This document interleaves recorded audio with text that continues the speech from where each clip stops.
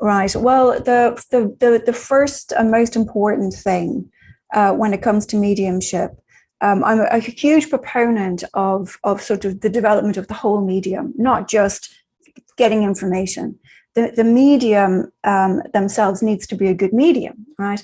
So the first thing that I always teach, and actually any of you, if you want, I do have these practices and they're all freely available on my website in our community, is the first thing is to be able to, first of all, meditate, not just for the mediumship, not for the communication necessarily, but for your own ability to still the mind and for your own ability to recognize when your own mind is moving.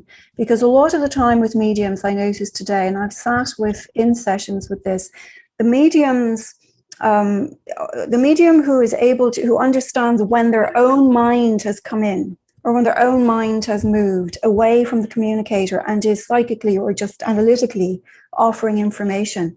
The best way and the best foundation to avoid that happening later in your mediumship is to have a nice mindfulness meditation practice. It'll also help you profoundly in your own life. And I have a Zen background, so I've practiced Zen for 20 years.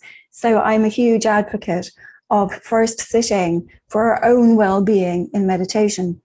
And then building on from that, the next thing would be to sit with an attunement practice. And you can do these simultaneously, where you actually learn to build the power, to make that, to create the power and to create the space for the discarnate spirit to be able to come in and telepathically blend with you and share information with you. And that requires sort of change. Well, they say it requires changing your vibration, but it certainly requires shifting your awareness into an altered state. And from within that altered state, you're in a position where communication can happen. So that's the first thing to do for me. And that's the first thing I did when I was training. And I'm still a huge advocate of it, is meditation for your own well-being, for your own stillness of mind, to understand the movement of your own mind so that you know if it's interfering or not. It's essential. And the more advanced you get in mediumship, the more essential that becomes.